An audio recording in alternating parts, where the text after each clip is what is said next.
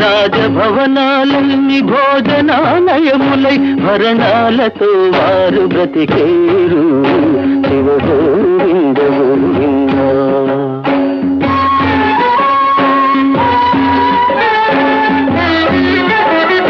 వర్తక వ్యాపారములు వీధి వైశ్యులు నిజమన్న దాన్ని వదిలేసేరు. తలకు మాసిన పనులు చేసేరు.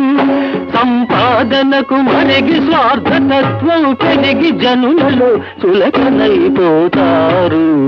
శివ గోవింద గోవింద.